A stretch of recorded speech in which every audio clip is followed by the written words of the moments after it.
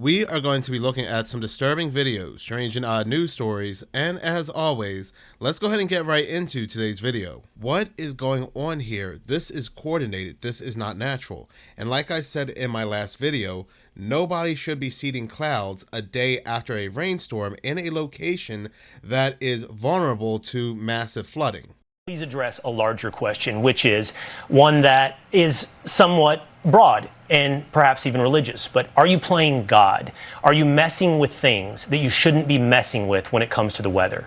I get this question all the time, and I totally think it makes sense to ask it. My intention is to serve God.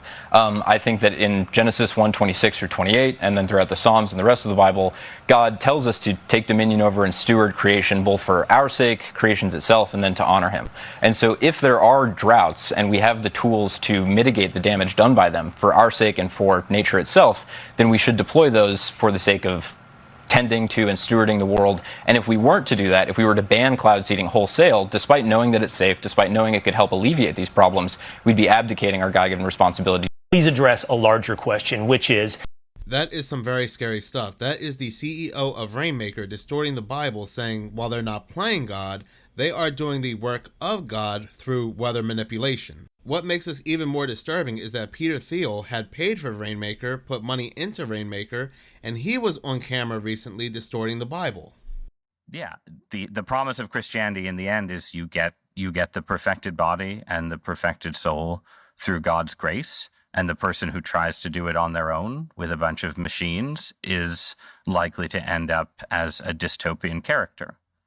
Well, it's...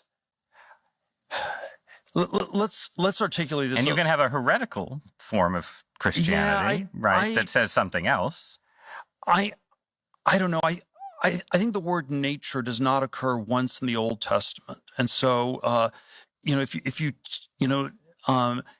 and there is a word in which a sense in which the way I understand the Judeo-Christian inspiration is it is about transcending nature. It is about overcoming things. And, and the closest thing you can say to nature is that people are fallen, and that's the natural thing in a Christian sense, is that you're messed up.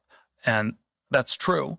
But, there's some ways that, with God's help, you are supposed to transcend that and overcome that. So we have Peter Thiel saying he's serving God by using transhumanism, and we have the company he funded, Rainmaker, saying they are serving God through weather manipulation. But that's only talking about Texas and this one company, which is Rainmaker, but this is something else altogether. It's not just normal seeding of the clouds, their terminology. It's something else. The CEO of Rainmaker, he's just the face. He's the fall guy. We're seeing these horrific weather events taking place across multiple states, in multiple locations, even around the world. So we're talking about also NextRad, DARPA, HARP, and so forth. They tell this guy, go ahead and seed the clouds. We'll even give you talking points for everything. If you notice, he has an answer for everything. And then once he's finished seeding these clouds, right behind them will again be NextRad, DARPA. So this is way bigger, and there are multiple players than what we're being led to believe. And now we have this flash flooding over in Chicago that produced another 1 in 500 year, 1 in 1,000 year type of rain event. Reading this article from 5 Chicago, they're going to say that Chicago experienced a rare but not unprecedented flash flood event Tuesday night in what some forecasters described as a 1 in 500 year event. Now, what makes this unprecedented is that these 1 in 500 year, or in some states 1 in 1,000 year flash flood events are happening at the same time across multiple states. It is also not just Chicago, it's also Texas, New Mexico, North Carolina, Eastern Pennsylvania, among other states. Reading this right here, there were 256 flash flood warnings across 33 states in only 6 days. When forecasters say that something is 1 in 500 or 1 in 1,000, it doesn't mean it happens every 500 or 1,000 years. It's just very, very rare. Reading this part of the article, it says, when forecasters say that an event was a 1 in 500 year rainfall, it means we have a 0.2% chance of seeing that type of rainfall rate in any given year. And yet, like I said, this type of rainfall is happening across multiple states in a span of only days. The article goes on to say, we've had higher rain totals in plenty of previous storms, but most were over a longer period of time, reducing the chances of flash flooding. Rain rates of over 3 inches per hour are exceptional and indicative of an atmosphere holding a lot of moisture. I just wonder why it seems to be holding a lot of moisture lately. That just reeks and screams of weather manipulation, but that's just a conspiracy theory. Weather manipulation, particularly cloud seeding, focuses on altering atmospheric conditions to influence precipitation patterns. One aspect of this relates to the atmosphere's ability to hold water, a factor amplified by climate change. But is it really climate change? I mean, I'm sure it is. I'm sure they are changing something in the climate, but it's not what they want you to believe. It's not the cows, the planes, and so forth. It's what they're doing. Let's go ahead and take a look at this interesting article from WRDW that tries to promote cloud seeding. It goes on to say, not every cloud produces rain, right? That's because they hold tiny water droplets that float. As long as they don't run into each other, cloud seeding helps these water droplets run into each other, getting bigger and bigger until they eventually fall to the ground as rain. So basically, cloud seeding helps these clouds hold onto water as long as they can, getting bigger and bigger until they create a rainstorm or rain or even potentially a flood. So maybe this is what the news is talking about when they're saying that the atmosphere over Chicago is holding more water. Matter of fact, reading this article here from AccuWeather.com, an article you will not see back in 2024, 2020, 2019, and so forth. This article is titled, How Do We Get a Dozen 1,000-Year Floods in Just 3 Days? Just to give an example as to how insane this happens to be, this article continues to say, in fact, this week, half a dozen points in just Texas and North Carolina alone both had 1,000-year rainfalls. So for anybody out there that's saying that this is just conspiracy theorist talk, this is just kooky nutjob talk about weather manipulation, this happened back in 2004, 2010, 2017, well, my question happens to be, why did we not see any news articles back then talking about how do we get a dozen 1,000-year floods in just 3 days? So I would love to see that. I would love to see a news article back in 2000 and up talking about multiple states at the same time having a 1 in 500 or a 1 in 1,000 flash flood event. And not just that, interestingly enough, as coincidence may have it, quote unquote coincidence, the dams in both North Carolina and Texas failed, dumping in a lot more water. This is a news story coming out of North Carolina. Rick Herrera has lived beside this quiet Moore County pond for 20 years. Under my feet, I'm feeling all this debris and pine straw. Sunday, he found the water quite literally knocking at his back door. Man, immediately I heard a crash. That crash was feet of floodwater smashing into his basement. Herrera, his wife and father-in-law had seen it coming and were all downstairs trying to salvage what they could. And within a minute, man, water was in and flooded and waist high. And it was pushing, it pushed the refrigerator in, it pushed lots of things flooding down the hallway. And I was trying to get my wife and my father-in-law out of the rushing water. We didn't want to get trapped or pinned by anything, so it was a scary moment. All that water came from this, the Longleaf Dam. When the dam went, it sent water pouring into at least 2 houses. It also overtopped another dam downstream, slicing into the earth and washing away the car of a driver who tried to cross the floodwaters. Video Herrera shot shows that driver being pulled to safety by first responders. This one of many swift water rescues that crews had to carry out throughout the afternoon. No deaths were reported across the county, but there were other losses. And over in Texas, there are people taking video footage and saying that the dams in Texas also had failed as well. But news and media, they are pushing back and saying, no, they did not fail. So who really knows? But this is what the public has been reporting. I mean, what other locations are experiencing also historic flash floods? Look at this. Flash flooding south of Boston shuts down part of I-93 after historic rain, a 1 in 200 year event. The United States is being flooded out, and before anybody says, well, my location is dry, we have not experienced any rain yet, so that's not possible, do not wish that upon yourself because you do not know who they are going to target next.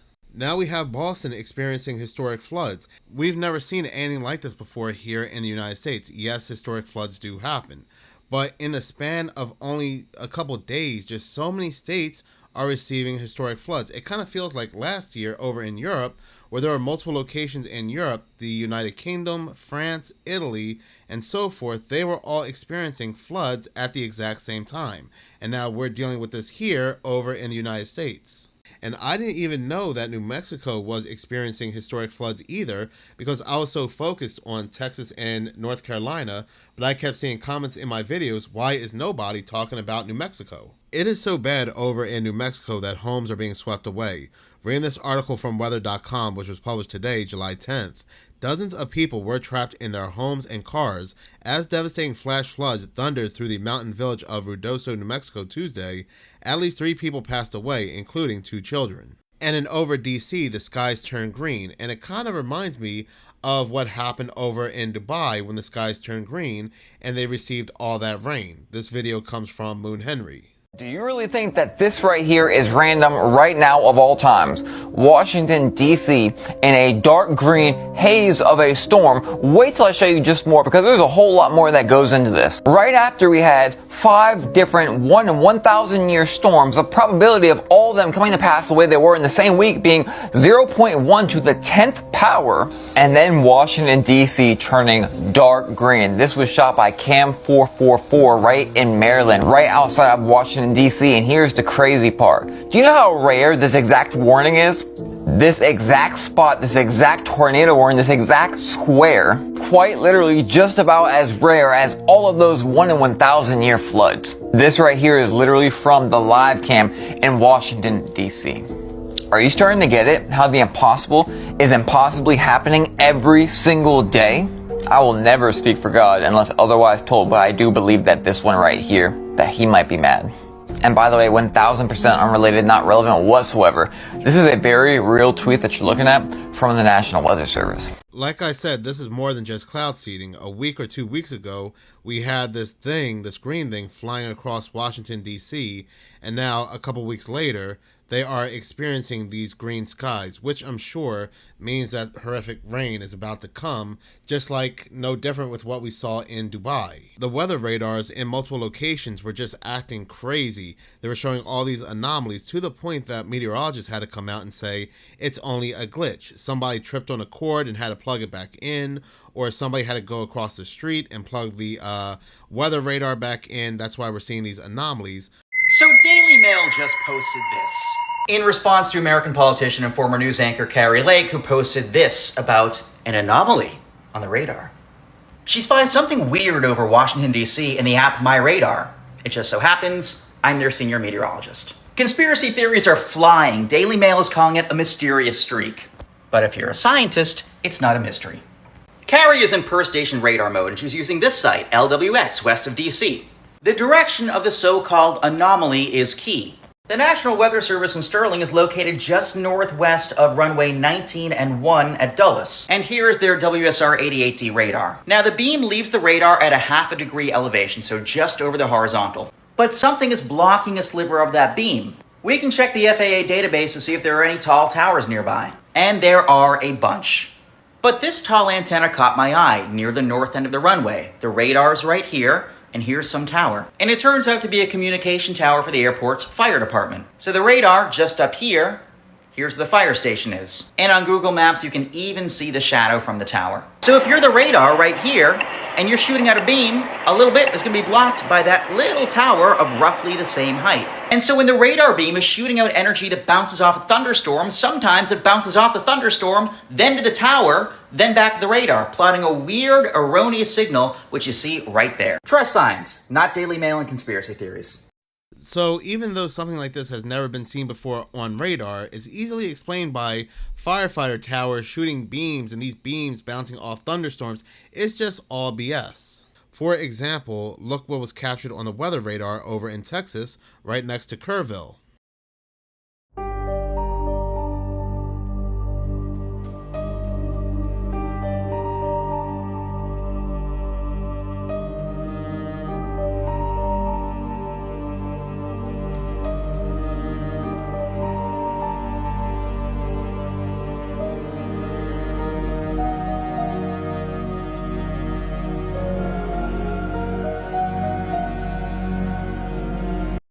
This right here is not natural whatsoever, and this is not just coming from cloud seeding.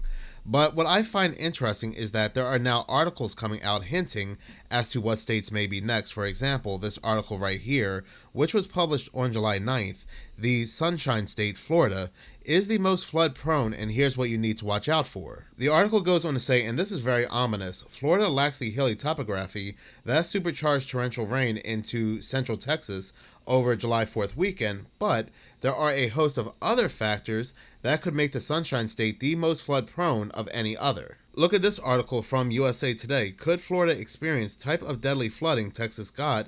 History shows it can and has. So they are definitely setting the stage and the location for the next big weather event, the next big rain event. Which is kind of funny because this is what played on the news very recently. Is not rain, as we've been telling you for the past 2 weeks now. They're doing military exercises out there, and although it looks like rain, it's not. Showers here are legit. But others are noticing it too. Others are noticing how news and media, they are releasing articles about how other states will be next. Take, for example, this video right here.